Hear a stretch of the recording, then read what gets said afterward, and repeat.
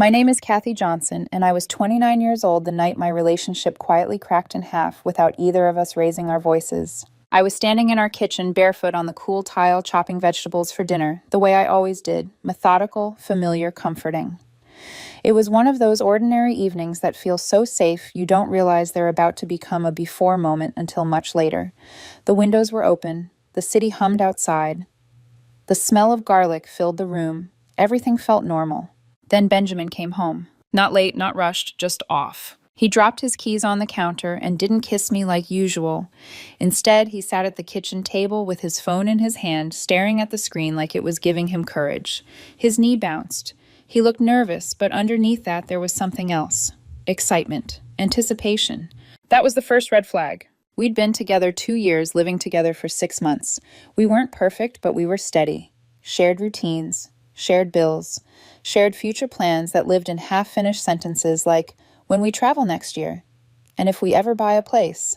So when he cleared his throat and said, "Hey, can we talk about something?" I turned off the stove. Sure. He took a breath like he was about to announce something brave. "I've been doing a lot of reading lately," he said.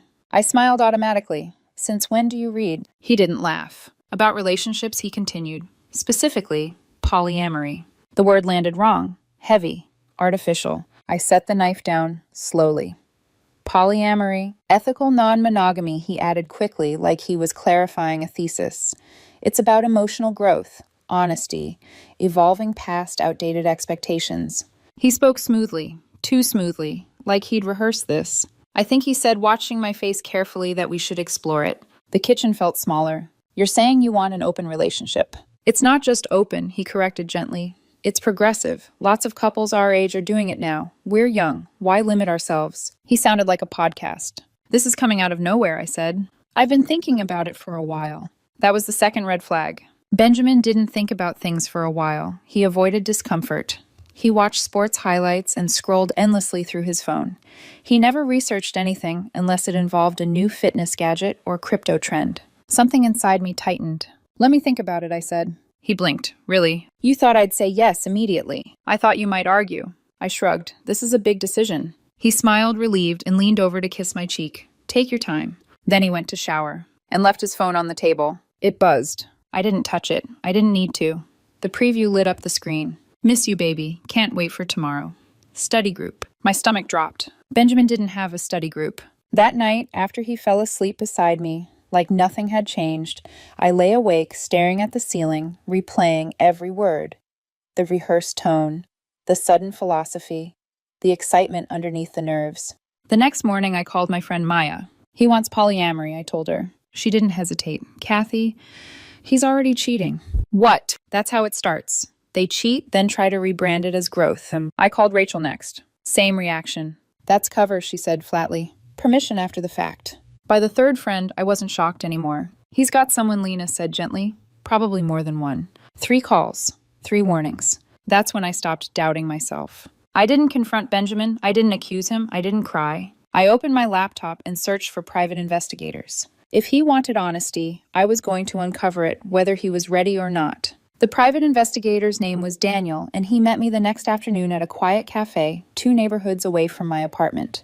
I chose it deliberately, far enough that I wouldn't accidentally run into Benjamin or anyone we knew. My hands were steady when I wrapped them around my coffee cup, but that calm wasn't peace. It was resolve. So Daniel said, after I finished explaining everything, the polyamory conversation, the strange energy, the text preview, my friend's reactions. "How fast do you want answers?" "As fast as possible." He nodded, like he'd heard that sentence 1,000 times before. Usually when someone suddenly reframes cheating as philosophy, there's already a trail. "Give me a week, maybe less if he's careless." Benjamin was very careless. 4 days later, Daniel called me while I was at work. I stepped into an empty conference room, closed the door, and sat down. "Are you sitting?" he asked. "I am." "Your boyfriend isn't seeing one other woman." My heart started pounding anyway. "He's seeing 3. I laughed once, sharp and involuntary, because my brain refused to process the number. 3, I repeated. 3 different women, different days, different locations. I have photos, timestamps, messages, hotel receipts. This has been going on for at least 4 months. 4 months. 4 months of good mornings and love yous. 4 months of planning trips and arguing about paint colors for the living room. Tell me everything I said. Daniel didn't sugarcoat a single detail. Woman one was a tech consultant. Benjamin met at a coffee shop. They saw each other twice a week. On those nights, Benjamin told me he was attending a professional development meetup. The investigator followed him straight to her apartment. No development happening there. Woman two was his personal trainer. They don't train, Daniel said flatly. They meet at the same hotel every week, early mornings while you're at work. Benjamin had told me those were bonus sessions to maximize results. Woman three worked as a bartender near our apartment, the same bar we'd gone to together more than once. She meets him after her shifts, Daniel continued. He tells you those are nights out with his cousin. My chest tightened. And here's the part that usually hurts the most, Daniel added. I checked what he told them. I closed my eyes. Woman one thinks he's single. Woman two thinks he broke up with his girlfriend recently. Woman three thinks you're his obsessive ex who won't leave him alone. I opened my eyes. He told them I was his ex. Yes, and there's more, Daniel said. Remember the credit card you gave him for shared expenses? The room felt colder. He's been using it to pay for dates, restaurants, hotels, movie tickets, everything. I didn't speak. I'm sending you the full report now. When the files arrived, I waited until I got home to open them. Benjamin wasn't there yet, texted me earlier saying he'd be working late. I sat on the couch, laptop open, and watched my reality disintegrate in high definition. Photos of him holding hands with woman one. Video of him kissing woman two in a hotel hallway. Screenshots of messages where he described me as unstable, controlling someone he was afraid of. I stared at the screen until my eyes burned. My phone buzzed. Benjamin working late tonight. Don't wait up. Love you. According to the report, tonight was woman three's night. I typed back, love you too. Then I did something Benjamin never expected. I stopped being passive. I found woman one on social media and sent a message. Hey, you don't know me, but we should talk about Benjamin. Here's my number. Then woman two. Same message. Woman three was private, but I knew where she worked. I created a group chat and added the first two women. Kathy, hi. I'm Benjamin's girlfriend, the one he lives with. Silence. Then a reply. Woman one, who is this? Kathy. The girlfriend he told you doesn't exist. I sent a photo of Benjamin and me from the previous week, us smiling in our apartment. Woman one, that's impossible. He said he was single. Woman two, wait, girlfriend. He told me you broke up. I sent screenshots, our texts, the mundane intimacy of daily life. The chat went quiet. Then one message appeared. Woman one, oh my God. I exhaled slowly. Kathy. He just asked me to open our relationship. Said it was about growth. Woman two. He said the same thing to me about honesty. There it was, the pattern, the manipulation. There's a third woman, I typed. Bartender. He's probably with her right now. Woman one, I feel sick. Woman two, what do we do? I stared at the screen, then typed the sentence that would change everything. Give me 1 day. Don't tell him anything. They agreed. Benjamin came home late that night, kissed my forehead, and went to sleep beside me. I lay awake, staring into the dark, no longer confused, just precise. He thought he was the one rewriting the rules. He had no idea the game was about to end. The next morning, I woke up before Benjamin. I watched him sleep for a long moment, his arm flung across my side of the bed like he still belonged there, his face relaxed in a way that felt almost insulting. 4 months of deception had taught him to sleep peacefully. I slid out from under his arm without waking him and went to the kitchen. I didn't cry. I didn't shake. I felt organized. That was new. By 9 a.m., I had a message from woman one. I barely slept. I keep replaying everything he told me. I replied immediately. Same. That's why we're going to compare notes. We moved the conversation off the group chat and into a private video call later that afternoon. I took my lunch break early, closed my office door, and logged in. One by one, the faces appeared on my screen, 3 women who had never planned to meet this way, all connected by the same man and the same web of lies. No one spoke at first. Then woman 2 broke the silence. He told me he wasn't ready for labels because his last girlfriend traumatized him. I felt my jaw tighten. That was me. He said you were emotionally unstable, woman 3 added quietly, that you monitored his phone, that he was scared to leave. I almost laughed. He said I was obsessed, I said evenly, that I couldn't accept the breakup. The room went still. It was surreal watching my own character assassination unfold through other people's mouths, realizing how carefully he'd tailored each version of me to fit whatever sympathy he needed. What did he say about polyamory, woman 1 asked. That it was about growth, I replied. That I needed time to emotionally mature. Woman 2 nodded slowly. He told me he was trying to guide his girlfriend toward a more evolved mindset. We all sat there stunned by the consistency. This wasn't impulse, Woman 3 said. This was strategy. That was the moment something shifted. The shame drained away. We weren't stupid. We weren't naive. We were targeted. I hired a private investigator, I told them. I have proof, photos, receipts, everything. Their faces changed not with relief but with clarity. Then he can't deny it, Woman 1 said. No, I agreed. And that's why we don't confront him separately. We planned carefully. No yelling, no emotional spirals, no space for him to rewrite the story. One moment, one confrontation, all of us present. That night, Benjamin casually mentioned he had plans. With a friend, he said, tying his shoes. Probably late. I smiled. Okay, I'll be working. He kissed my cheek, completely unaware that every move he made now was documented, anticipated, controlled. After he left, my phone buzzed. We're ready, Woman 2 wrote. The confrontation was set for the next evening in the lobby of the apartment building, where Woman 1 lived, the place he thought was safe, familiar, comfortable. A neutral space where he wouldn't expect resistance. The irony almost made me smile. The next day felt endless. Benjamin texted me like normal. Memes. Inside jokes. A reminder to buy oat milk. I responded politely detached, watching him perform intimacy like a role he'd perfected. At 7 p.m., he left again, dressed well confident, humming to himself. I gave him a 15-minute head start. Then I left too. When I arrived at the building lobby, the others were already there. We exchanged brief nods, no hugs, no reassurances. None were needed. We were past comfort. At 8:03 p.m., the elevator doors opened. Benjamin stepped out. At first, he smiled seeing Woman 1. Then his eyes landed on me. The smile vanished. Then he saw Woman 2. Then Woman 3. His face drained of color. Kathy, he said, voice cracking. What are you doing here? I crossed my arms calm as stone. Funny. I was about to ask you the same thing. He looked between us, trapped, the narrative slipping from his grip. I can explain it. That's perfect, I said softly, because we're all here to listen. And for the first time since this began, Benjamin had no script. For a moment, Benjamin didn't move. He stood there in the middle of the lobby, like the ground had shifted under his feet, eyes darting between the four of us, trying desperately to calculate which version of reality might still work. His mouth opened, then closed. The confident rhythm he usually carried himself with was gone.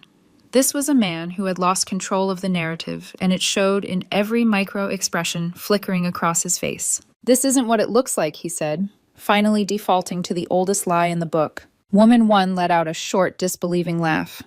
Really? Because it looks like you invited me over while secretly living with your girlfriend. He turned to her, hands raised. I told you things with Kathy are complicated. Complicated woman. 2 stepped forward. You told me she was your ex, that she couldn't let go. Benjamin's eyes snapped back to me. Kathy, please. I held up my phone. On the screen was the first photo from the investigator's report.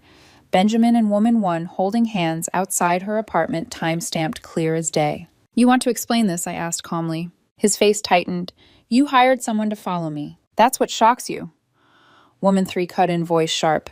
Not the fact that you told me she was abusive, that you said you were scared of her. I never said that, he blurted. I swiped to the next image, a screenshot of his message. She's unstable. I'm afraid to leave. I turned the phone so they could all see. Silence fell like a weight. Woman 1 stepped closer to him, eyes blazing.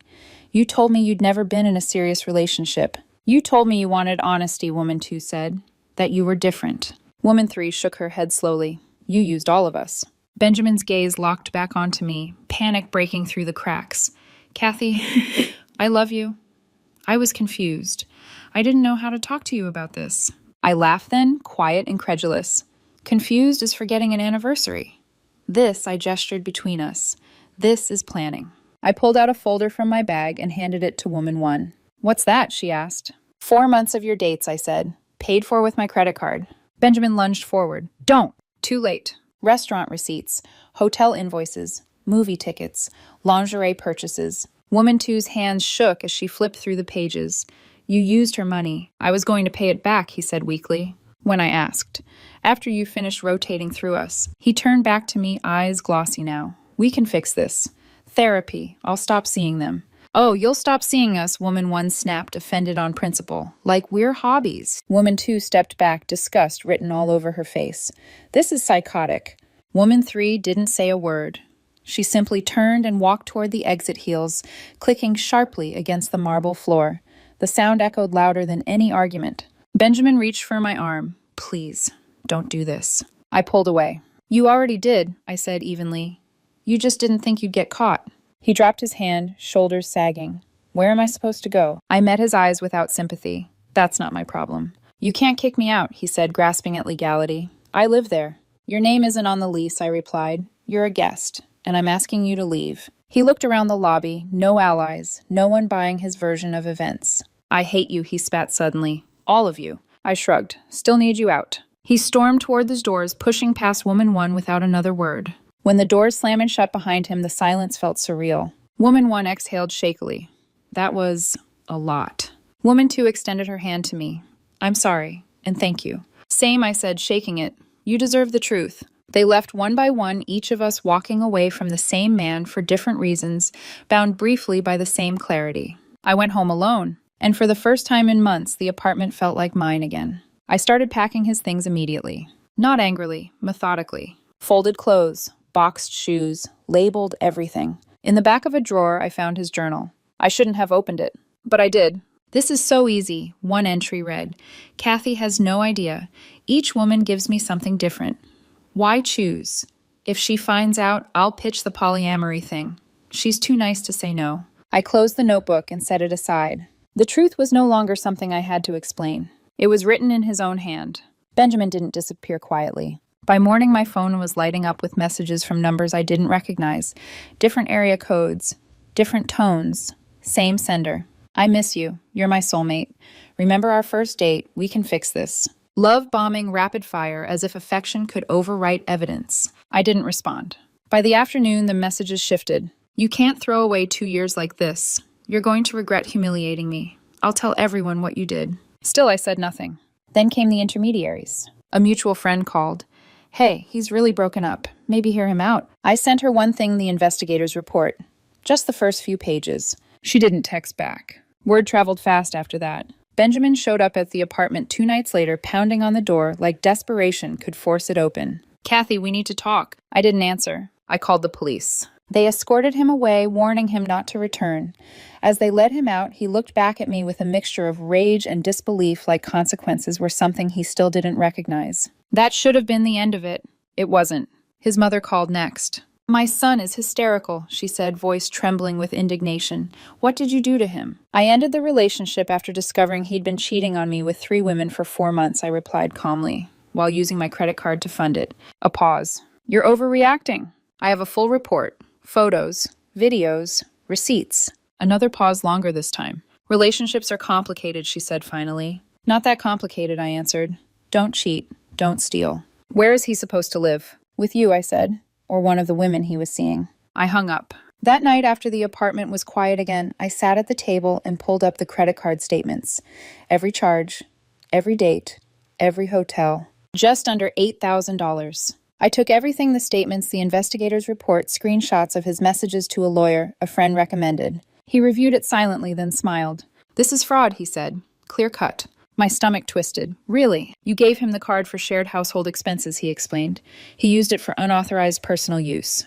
The documentation ties everything together. I filed the report the next day. Benjamin called me from his mother's phone, sobbing so hard I barely recognized his voice. The police came, he cried. What did you do? I reported the money you stole. It's not stealing, he insisted. You gave me the card. For groceries, I said, not for your affairs. You can't prove it. I can, I replied. Every charge lines up with the investigator's timeline. He went quiet. This will ruin my life, he whispered. I didn't raise my voice. I didn't gloat. These are consequences, I said, not revenge. His lawyer sent a letter threatening to sue me for emotional distress. My lawyer responded with one sentence, proceed at your own risk. The case moved forward. Benjamin was ordered to pay full restitution every dollar plus court costs. A payment plan stretched over 2 years. A permanent mark on his record. His mother called one last time. You've ruined him, she said bitterly. He ruined himself, I answered, and blocked her number. That was the moment I felt at the shift. Not victory. Closure. I moved 2 weeks later. Not out of panic. Not because the apartment felt haunted, but because I wanted a clean line between the woman I had been and the woman I was becoming. A new address meant no memories tucked into corners, no echoes of shared routines, just space. The new place was smaller, brighter, and entirely mine. I sold the furniture Benjamin and I had bought together, the couch where he'd sat scrolling while lying to me, the table where he'd practiced sounding sincere. I replaced everything slowly, deliberately choosing pieces because I liked them, not because they fit a future that never actually existed. I changed my number. I didn't announce it, I didn't explain, I simply removed access. A few weeks after the move, Woman 2 messaged me on social media. Just checking in. How are you doing? I smiled at the screen. Better, I typed back. You? Same. He tried contacting me again. Long message about how you manipulated everyone against him. I let out a quiet laugh. Let me guess, I wrote. He's the victim. Of course, she replied. I blocked him. Smart. I heard through fragments, mutual acquaintances, half-awkward run-ins, that Benjamin had moved back in with his mother. That the fraud charge made job hunting difficult. That he still told anyone who would listen, that I'd overreacted, that I'd fabricated the evidence, that I'd turned everyone against him. People believed what they wanted. I didn't need to correct them. One afternoon, months later, I ran into someone who used to be his friend at a grocery store. She looked uncomfortable, shifting from foot to foot. Hey, she said. I just wanted to say, I saw the proof. I know you didn't lie. Thank you, I said sincerely. She's not doing well, she added. Still living with her mom. I nodded. I hope she figures things out. She left and I finished my shopping oddly light. That night, a friend texted me. Drinks this weekend. I smiled. Yeah, I'm free. And I realized how true that was. Free from suspicion. Free from funding someone else's double life. Free from ignoring my instincts to keep the peace. The whole experience taught me something I wish I'd learned earlier. When someone suddenly wants to rewrite the rules of a relationship, ask why. When multiple people warn you, listen.